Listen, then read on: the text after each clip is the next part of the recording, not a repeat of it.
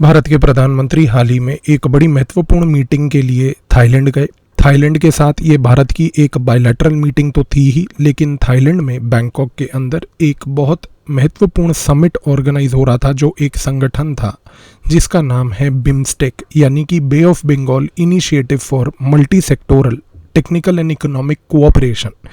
ये संगठन की एक बहुत इंपॉर्टेंट मीटिंग हुई। इस मीटिंग के क्या मायने हैं और बिम्स्टेक के पीछे की क्या जियोपॉलिटिक्स की रणनीति भारत की है, आज के इस वीडियो में इस गहरे विषय पर चर्चा करेंगे। 1970 के दशक में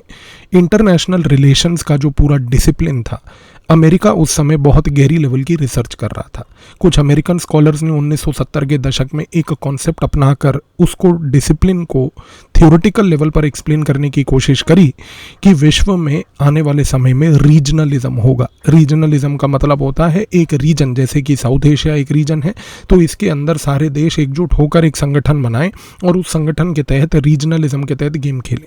अमेरिका के इन स्कॉलर्स की रणनीति को साउथ एशिया में अपनाने के लिए अमेरिका ने बांग्लादेश का सहारा लिया। 1970 के दशक में बांग्लादेश ने अमेरिका के बिहाफ पर बाकी अन्य भारत के आसपास के सारे नेबर्स को एकजुट कर एक कॉन्सेप्ट प्रपोज किया, जिसका नाम था south Asian association for regional cooperation, जिसको हम सार्क के नाम से भी जानते हैं। सबसे बड़ी बात यह है कि सार्क के बारे में जब नेगोशिएशन 1970 के दशक में चालू हुई,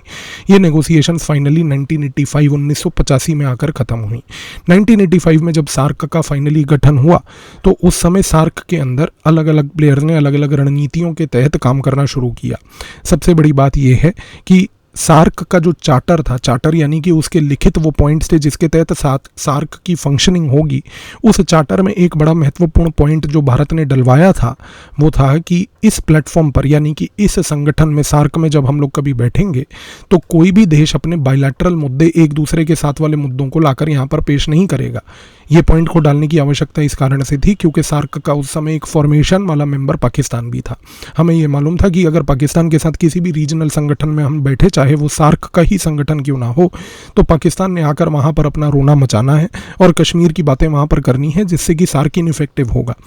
इसके बावजूद कि ये पॉइंट चार्टर में लिखा गया था, सार्क के ओवरऑल फंक्शनिंग को गवर्न करने के लिए भी ये पॉइंट बताया गया था, लेकिन सबसे बड़ी दिक्कत ये है कि 1985 के बाद जैसे ही सार्क की मीटिंग्स चालू हुई, सार्क को बेसिकली इनइफेक्टिव बनाने में अगर किसी का एक बहुत बड़ा हाथ था तो वो पाकिस्तान का था। पाकिस्तान के बाद बांग्लादेश का था, बांग्लादेश के बाद नेपाल का था, और इन सारों के पीछे एक शक्ति थी जिसका नाम था अमेरिका। अमेरिका चाहता था कि सार्क जैसा एक संगठन बने। अमेरिका चाहता था कि सार्क जैसे संगठन में इस प्रकार के इशूज क्रिएट हों कि जिसकी वजह से ब्लेम पूरा भारत पे डाला जाए और एक थ्योरी बना दी जाए इवेंचुअली पूरे साउथ एशिया के रीजन में कि अगर साउथ एशिया के आज की डेट के रीजन में कोई एक बाधा है रीजनल कोऑपरेशन की, तो वो भारत है। इस रीजन से आप देखिए कि सार्क के अगर हम आज की डेट में फेलियर्स को देखते हैं तो सबसे बड़ा सार्क का फेलियर क्या है? सबसे बड़ा फेलियर ये है कि मेंबर्स जितने भी सार्क के भारत को छोड़ के बाकी लोग हैं, वो अक्सर ये बात कहते हैं कि एक दूसरे के साथ हमें ट्रस्ट फैक्टर नहीं है। ये ट्रस्ट फैक्टर बनने ना देने में अमेरिका जैसी शक्तियों का बहुत बड़ा हाथ था। इसके बाद एक पॉइंट जो अक्सर हम सुनते हैं सार्क को लेकर, वो ये है कि सार्क एक बिग ब्रदरली एटीट्यूड को डिस्प्ले करता है। ये बिग ब्रदरली एटीट्यूड का जो पॉइंट है, ये इसलिए महत्वपूर्ण है क्योंकि अन्य मेंबर्स जितने भी सार्क के हैं वो अक्सर ये बात बोलते हैं कि भारत की प्रेजेंस सार्क में होने की वजह से वो एक बड़े भाई की तरह यहाँ पर हमारे को ट्रीट करता है। हम छोटे होते हैं तो हमारे को इस कारण से वो ना तो समझता है ढंग से और अपना दबदबा हमारे ऊपर चलाने की कोशिश करता है। इसके तहत सार्क के अंदर किसी भी प्रकार का कोई डिस्प्यूट रेजोल्यूशन मैकेनिज्म ना होने के कारण सार्क एक बहुत बड़ा फेलियर हो गया। सबसे बड़ी ब्यूटी देखिए कि 1990 के दशक में जब भारत ने अपनी आर्थिक परिस्थिति को सुधार कर एक ओपन इकोनॉमी और लिबरलाइजेशन की गेम को अपनाया, उसके बाद एक ऐसी मुहिम चलाई गई जो अमेरिका के कुछ स्कॉलर्स थे कि उन्होंने कहा कि चाहे भारत जितना मर्जी लिबरलाइज कर ले, लेकिन साउथ एशिया लिबरलाइज नहीं हो पाएगा तो भारत उस कॉन्टेक्स्ट में कभी लिबरलाइज नहीं हो पाएगा, तो भारत की अर्थव्यवस्था कभी जो है अग्रेसिव लेवल पर आगे नहीं बढ़ पाएगी। क्योंकि सार्क एक एग्जाम्पल है जो कि भारत का भी फेलियर है, साउथ एशिया का भी फेलियर है। इस कॉन्टेक्स्ट में 1990 के दशक में भारत के उस समय जितने भी स्ट्रेटेजिक कम्युनिटी के लोग थे, उनको ये बात समझ आ गई कि हमें इस सार्क के फेलियर के बैगेज को छोड़ना है। इस बैगेज को छोड़ने के लिए उन्होंने इवेंचुअली ये गेम अपनाया कि उन्होंने इस प्रकार से ये गेम को आगे बढ़ाने के लिए बिम्स्टेक नाम के एक संगठन को सपोर्ट किया। भारत के जितने भी स्ट्रेटेजिक कम्युनिटी के लोग थे, 1997 में 1997 में बांग्लादेश, थाईलैंड, भूटान, भारत, श्रीलंका, नेपाल और म्यांमार एकजुट होकर बनाते हैं Bay of Bengal initiative for multi sectoral technical and economic cooperation, जिसको हम आज की डेट में बिम्स्टेक से भी नाम से जानते हैं। बिम्स्टेक इस कारण से बना और भारत ने उसमें डिप्लोमेटिक एनर्जी इस रीज़न से लगाई क्योंकि भारत चाहता था कि सार्क के उस बैगेज को, उस फेलियर्स को हम बेसिकली ओवरकम कर पाए। इस कॉन्टेक्स्ट में अब क्या हुआ कि जब बिम्स्टेक बन तो गया, बिम्स्टेक में वो बैगेज हटाने के लिए भारत ने कोशिश तो करी, लेकिन सबसे बड़ी समस्या ये थी उस समय कि बिम्स्टेक जो है वो रेगुलर बेसिस पे समिट्स नहीं कर पाया, मीटिंग्स नहीं कर पाया। बहुत लंबे समय तक बिम्स्टेक का एक सेक्रेटेरिएट सचिवालय तक नहीं था, और सबसे बड़ी बात, लंबे समय से बिम्स्टेक एक फ्री ट्रेड अग्रीमेंट को लेकर चर्चा ही करता रहा, लेकिन वो अग्रीमेंट कभी मटीरियलाइज नहीं हो पाया। इस कॉन्टेक्स्ट में बिम्स्टेक जो था 1997 में बन तो गया, लेकिन बनने के बाद वो ये कहना गलत नहीं होगा कि 2014 तक डोरमेंट रहा।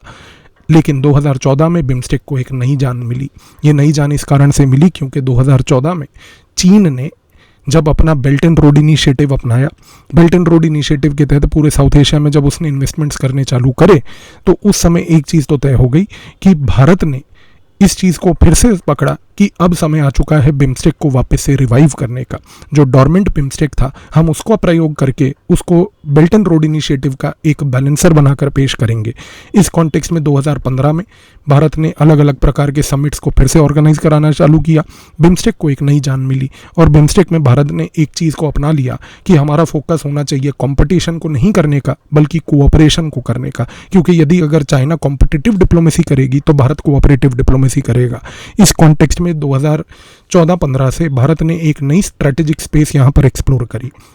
अब आज की डेट में अगर हम बिम्स्टेक को देखें तो भारत की जो रणनीति बिम्स्टेक को लेकर है, जिसके तहत अभी भारत के प्रधानमंत्री थाईलैंड मीटिंग करने भी गए, उस पूरी की पूरी रणनीति का अगर कोई मूल रूप से एक उसकी कोई फिलॉसफी है तो वो एक शब्द एक्सप्लेन करता है और वो शब्द है डिप्लोमेटिक पॉलीगेमी। डिप्लोमेटिक पॉलीगेमी का मतलब ये है कि आज की डेट में भारत ये मानता है कि यदि कोई ऐसा संगठन है जिसके साथ एंगेज करने से भारत अगर कल को एक विकसित भारत की ओर बढ़ता है, तो हमें उस संगठन का फ़ायदा उठाते हुए उस संगठन से जुड़ना चाहिए। उस संगठन से जुड़ के हमें अपनी रणनीति को आगे बढ़ाकर भारत के विकास के लिए और एक विकसित भारत की ओर बढ़ने के लिए उस संगठन में भी जान भरनी चाहिए और भारत को वहाँ पर डिप्लोमेटिक एनर्जी का इन्वेस्टमेंट भी करना चाहिए। इस कारण से अगर आप देखें तो ये कहना गलत नहीं होगा कि पिछले 2 से 3 सालों से, जो लगभग जब से कोविड काल खत्म हुआ है, तब से भारत ने बिम्स्टेक को लेकर कुछ बड़े इंपॉर्टेंट कोर एरियाज आइडेंटिफाई किए हैं, जिसमें से सबसे पहला है मैरीटाइम सिक्योरिटी, इसके बाद है इकोनॉमिक लेवल पर इन्वेस्टमेंट, तीसरा है इसके बाद हार्ड इंफ्रास्ट्रक्चर, यानी कि जो इंफ्रास्ट्रक्चर कनेक्टिविटी वाला, और चौथा महत्वपूर्ण यहाँ पर है सॉफ्ट पावर, जिसमें चीन कमज़ोर है, भारत मजबूत है। इस कॉन्टेक्स्ट में अगर आप देखें और इस बैकग्राउंड को समझने के बाद अगर आप इस मीटिंग को एनालाइज करें, तो भारत के जो प्रधानमंत्री अभी हाल ही में थाईलैंड इस मीटिंग के लिए गए, उस मीटिंग के बैकग्राउंड में 3 बड़े पॉइंट्स पे पहली बात तो चर्चा हुई। वो 3 बड़े पॉइंट्स पहली बात तो क्या थे? सबसे पहला पॉइंट ये था कि जितने भी बिम्स्टेक के देश अभी थाईलैंड में मिले, उन सारे देशों ने मिलकर एक बात को बोला कि जो पूरा का पूरा बे ऑफ बंगाल, यानी कि जो इंडियन ओशन का ही एक हिस्सा है, इस इलाके में बड़ी शक्तियां वापस से एंट्री ले रही हैं। कहने का मूल रूप से मकसद ये है कि अमेरिका जैसी शक्ति, फ्रांस जैसी शक्ति, ब्रिटेन जैसी शक्ति, रूस जैसी शक्ति, इन सारी शक्तियों का आज की डेट में Indian Ocean, bay of Bengal जैसे इलाके में दबदबा दोबारा से बन रहा है। अब भूलने की बात ये नहीं है यहाँ पर, और सबसे महत्वपूर्ण चीज़ ये है यहाँ पर कि ये सारे देश जो बिम्स्टेक के हैं, ये सारे के सारे वो हैं जिनका एक समय पर कॉलोनियल पास्ट था, ये एक समय पर कॉलोनियलिज्म के शिकार बन चुके थे। तो इन सबको ये बात मालूम है कि आज की डेट में यदि अगर दोबारा से ये वेस्टर्न शक्तियाँ यहाँ पर आती हैं तो न्यू कॉलोनियलिज्म होगा। तो ये सबसे पहला पॉइंट था जो इस बार मीटिंग के दौरान बताया गया, मीटिंग के दौरान चर्चा की गई। दूसरा सबसे बड़ा पॉइंट जो इस बार हुआ वो ये था कि इस मीटिंग के दौरान एक चर्चा ये की गई कि डोनाल्ड ट्रंप जो अभी आया है अमेरिका में, जिस प्रकार से वो ट्रेड वॉर कर रहा है, अलग अलग देशों पे टैरिफ लगा रहा है, इन टैरिफ्स के लिए और इन ट्रेड वॉर्स को टैकल करने के लिए बिम्स्टेक जैसे ग्रुप को, एक संगठन को एक ऑल्टरनेटिव पेश करना होगा। और तीसरा पॉइंट जिस पे चर्चा की गई वो ये की गई कि हमें एक ऑल्टरनेटिव ट्रेड वॉर को, टैरिफ वॉर को लेकर इसलिए भी पेश करना होगा क्योंकि आज की डेट में ये ट्रेड वॉर्स और टैरिफ वॉर्स जो चल रही हैं, इनको कंट्रोल करने की जो संगठन अंतर्राष्ट्रीय स्तर पर वर्ल्ड ट्रेड ऑर्गेनाइजेशन जिसको हम कहते हैं, वो आज की डेट में दिन प्रतिदिन कमज़ोर होता जा रहा है। और अमेरिका यदि अपने आप को वर्ल्ड ट्रेड ऑर्गेनाइजेशन से जितना दूर करता जाएगा, उतना ही देशों के ऊपर आर्थिक तौर पर संकट आएगा। तो इन 3 संकटों के बैकग्राउंड में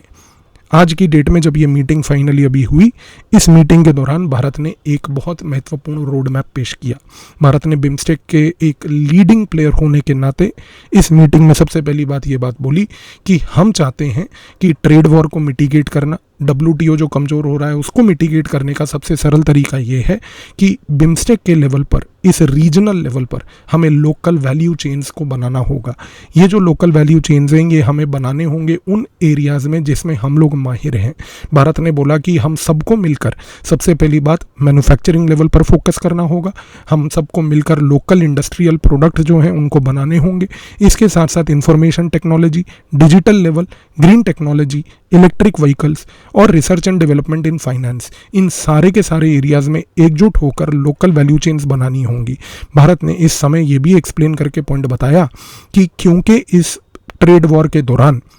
ग्लोबल वैल्यू चेन्स जो हैं, ग्लोबल सप्लाई चेन्स जो हैं, क्योंकि वो अब संकट में आने वाली हैं, तो उस संकट का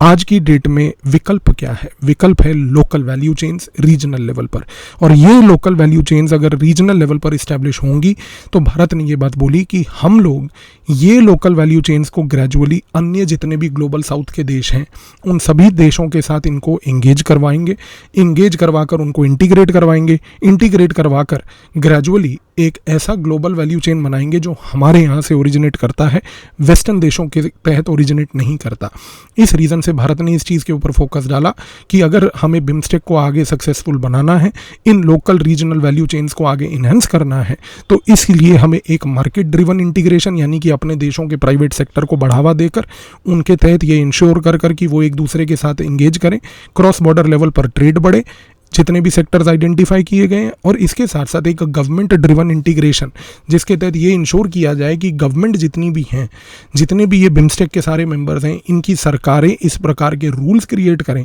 कि कोई टैरिफ, कोई प्रॉब्लम आज की डेट में एक दूसरे के बीच में बाधा ना बने और ईज ऑफ डूइंग बिजनेस के तहत बिम्स्टेक जो है एक रीजनल डायनामो बन जाए। इस कॉन्टेक्स्ट में अभी भारत की रणनीति ये है कि अगर हम लोग आने वाले समय में बिम्स्टेक को एक प्रकार से रीजनल इकोनॉमिक डायनामो बना के पेश कर देते हैं, तो ये रीजनल इकोनॉमिक डायनामो जो है कल को आसियान, जो कि association of south east Asian Nations नामक संगठन 1967 का बना हुआ है, कल को बिम्स्टेक यदि आसियान से इंगेज हो जाता है तो आप समझ लीजिए कि सार्क, जो कि south Asian association for regional cooperation था, उसकी आज की डेट में रेलेवेंस पूरी खत्म हो जाएगी। और भारत के ऊपर लगा हुआ वो जो बैगेज था हिस्टोरिकल लेवल पर कि हम लोगों की वजह से सार्क बदनाम हुआ, खराब हुआ, वो आज की डेट में एक नए रीजनल डायरेक्शन में ग्लोबल साउथ की लीडरशिप के तहत और भारत का बिम्स्टेक और आसियान को जोड़ते हुए एक इकोनॉमिक ग्रुपिंग जो यहाँ पर बनेगा, उसके तहत हमारी रणनीति बिल्कुल स्पष्ट है। तो आई बिलीव कि ये जो बड़ा महत्वपूर्ण अभी समिट हुआ, जिसमें भारत के प्रधानमंत्री ने जाकर पार्टिसिपेट कर इन चीज़ों पर चर्चा करी, जो कि अनफॉर्चुनेट बात है कि हमारे देश की मीडिया ने किसी भी प्रकार से एनालाइज नहीं किया। एक अलग प्रकार की यहाँ पर पप्पू मीडिया ज़रूर है जो कि हर चीज़ की मजाक उड़ाने में बैठी रहती है। खैर, हमें उन लोगों से कोई लेना देना नहीं, उनका कोई भविष्य नहीं है। लेकिन आई बिलीव कि इस पर्टिकुलर मीटिंग के क्या मायने थे, क्या जियोपॉलिटिकल एस्पेक्ट्स थे, अब आपको यहाँ पर पूरे ये चीज़ क्लियर हो गई होगी। धन्यवाद।